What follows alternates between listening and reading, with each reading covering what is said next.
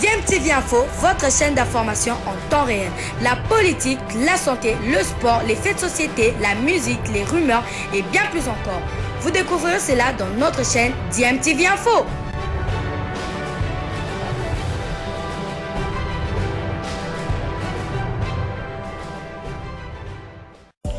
Vous êtes sur DMTV, bonjour ou bonsoir, tout dépend de l'heure à laquelle vous nous suivez. Tout plaisir est pour nous de vous retrouver, mais surtout de savoir que vous êtes nombreux en train de suivre votre chaîne YouTube DMTV. DMTV qui vous propose l'actualité, vous propose également des analyses et des réflexions sur des sujets d'actualité, sur des faits sociaux, tout simplement sur des réalités que nous observons ici chez nous en République démocratique du Congo. La RDC conserve le trophée Fachi du tournoi d'amitié des Grands Lacs qui s'est clôturé à Goma dans le Nord Kivu. Pour cette deuxième édition, la RDC a raflé 13 médailles en or, dont 10 en or, et il y a eu 3 en argent. Le Burundi vient en deuxième position avec une médaille en or, 2 en argent et 2 en bronze.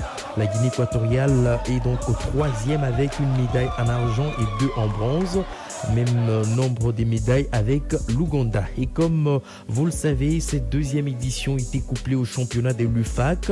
Et là, c'est le Cameroun qui s'est taillé la part du lion. On va dire que le Cameroun a donc réédité l'exploit réalisé au Tchad l'année passée, puisque les Lions indomptables ont raflé 36 médailles, dont 22 en or et 14 en argent, prenant au passage le dessus sur leur adversaire tant aux épreuves de comité qu'à celles de kata. Et les Lions indomptables ont fait une véritable démonstration, on va dire, des forces chez les dames comme chez les messieurs. Quant à la République démocratique du Congo, le pays hôte a fini à la deuxième position avec un peu plus de médailles que le Cameroun, mais avec un faible taux en termes des médailles d'or. 38 médailles glanées, dont 15 en or et 28 en argent. Et la RDC n'a pas donc fait le poids face au ténon du titre qui est le Camerounais. Parmi les médaillés en or du côté de la République démocratique du Congo, il y a ce jeune Eustache Mouzaliwa chez les cadets en comité messieurs que nous allons d'ailleurs écouter. C'était ça l'objectif au début. Au départ, nous nous sommes entraînés avec les entraîneurs et pendant les entraînements, le seul objectif qu'on nous mettait en tête, c'était la médaille d'or. Alors je suis monté sur les tatamis avec cette conviction et cet état d'esprit. Ah oui, la peur, elle est toujours là d'habitude.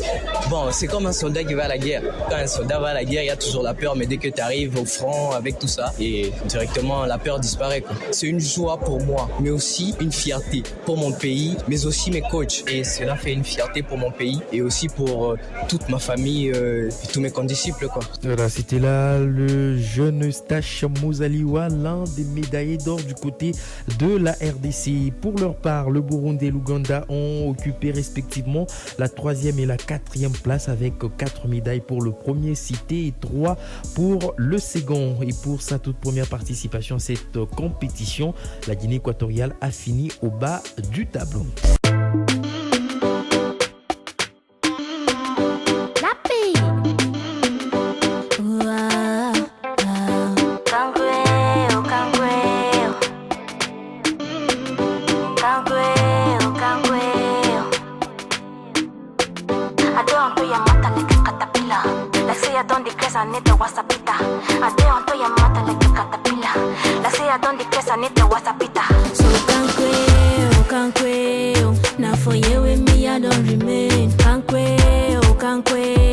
C'est ici que je me suis collé. Mon amour, we die for ya. Even kumba watano fi swim for ya. So now for you with me I don't remain. C'est ici que je me suis collé. Mon amour, we die for ya.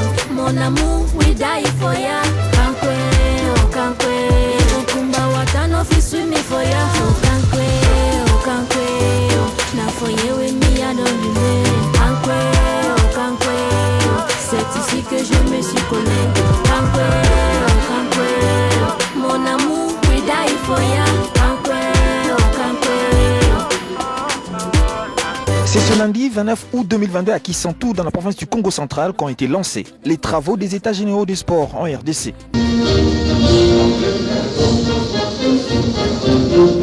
Devant les ministres et sénateurs congolais ainsi que les panélistes et invités, le ministre des Sports et Loisirs, Serge Kondé, a ouvert officiellement ses travaux. Au nom de son Excellence, Monsieur le Président de la République, chef de l'État, et à mon nom propre, je déclare ouvert les travaux des États généraux de Mbouila 2022.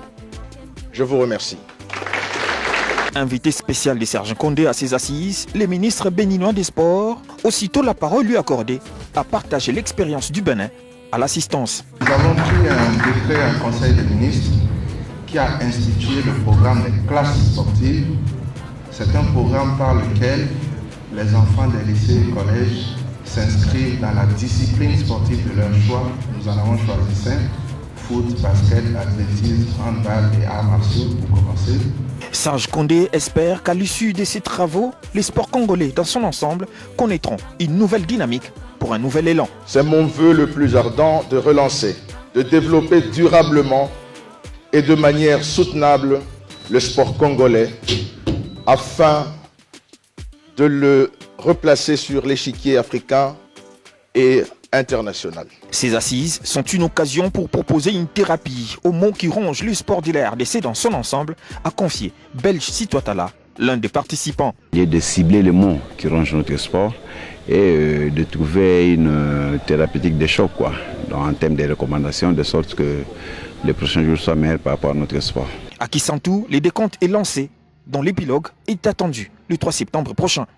Je rappelle les différentes thématiques pour ces états généraux, application et amendement de la loi sportive.